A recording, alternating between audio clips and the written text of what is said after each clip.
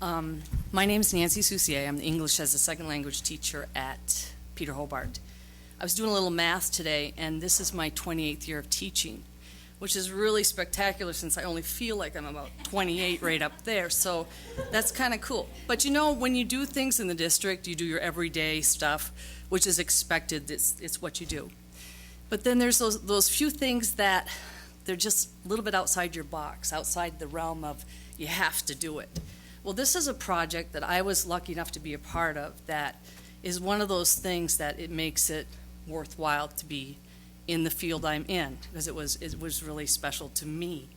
And Megan Malone here was the initiator of trying to get this thing together, and she and I and Julie Scroggins here started to work on this project called Bring It Home.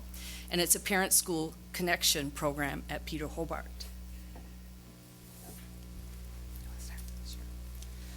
So you can see on our slide up there, but what we did was create two family groups, one for our Spanish-speaking families and one for our Somali-speaking families.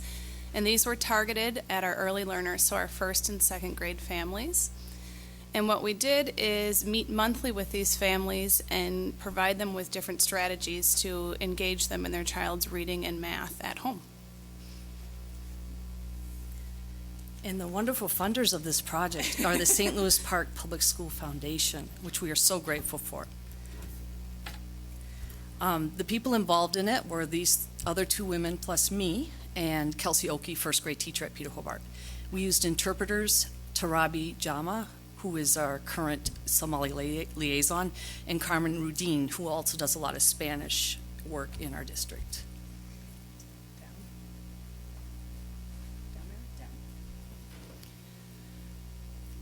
So you can see how we spent our budget here. We began in November doing home visits to all the families that we wanted to invite to join this group. And then we held the monthly meetings. We paid for our interpreters. We also had food at every meeting and books for students.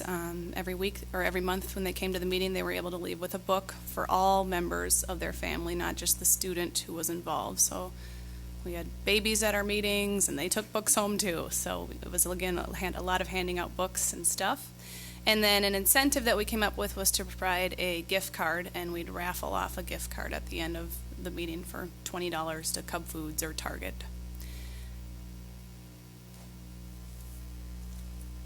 So one of the most labor-intensive things is, of course, getting everything ready, and then also going on home visits where we visited each family by twos. There were about 12 Spanish-speaking families involved, or are. We're still in the process of doing this, and 6 Somali families involved. And so we visited those families. In December, we started discussions with the families, and it's been well attended, by the way, and we talked about ways to read with your child, how to listen to them read, and how you should be reading to them, and focused on the fact that whatever language you read to them in is an appropriate reading experience for your child to help develop vocabulary. We also had the Hennepin County Library come. They brought their library card maker. They showed online resources, and it was an experience to help connect them to some public service in their community to get books for their children. And when we met in January, we actually utilized what the next grant's going to talk about, but our math manipulatives that Peter Hobart had written a grant for. And so we were really providing our families with some hands-on tools and teaching them how to use those tools that their students use every day in the classrooms. So we then provided each family with a math kit of tools to take home, and we did another reading strategy of the story map in the month of January. So we did those things in January, and you see that little "and" on the bottom. We had a visit from our beloved superintendent, Mr. Metz, who came and talked to the families and connected with them a little bit, which really was good for the families and for Mr. Metz, I'm sure. And we've also had Ms. Nielsen come and visit with the families during our meetings to help connect them to people in the district that help run our building and our district. I believe Carrie Ross also made an appearance at one of our meetings as well. Joni also, thank you.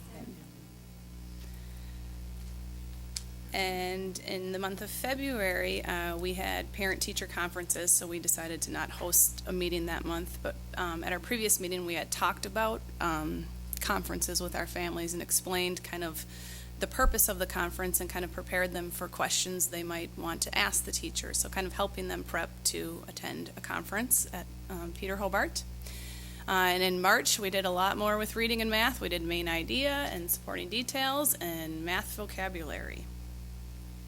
That little picture there, while we were doing the work with parents, we had volunteers through Math Corps, AmeriCorps, who would kind of be with the students out in the main part of the library so they could use computer.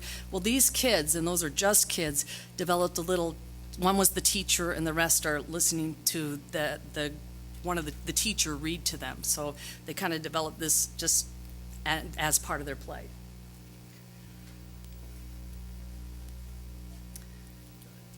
So in April, we're going to, let's see, that's in a couple weeks. We're going to talk about Schoolology with parents. We're going to do some more math games and comprehension strategies. And then we'll have a celebration dinner in May. And we're going to have an exit interview with each parent before they leave the program for the year. So a lot of people have been coming up tonight with some product to share. And we obviously don't have a product, but we feel like we have I guess our product is really partnerships with our families and in our community. And I think a quick story to share about that is at our last meeting, we had a new family in Julie's class who had heard about the program and showed up at our meeting. So I think there's been a huge sense of community created within these two groups at our school. And I know Shelley could share a story where she's seen some of the parents who are now really advocating for their students and feel comfortable approaching Shelley about concerns or ideas that they have. So I really feel a lot of that is due to this sense of community that has been built with the families. And I think we're out of time here. Yeah. Thank you to the foundation.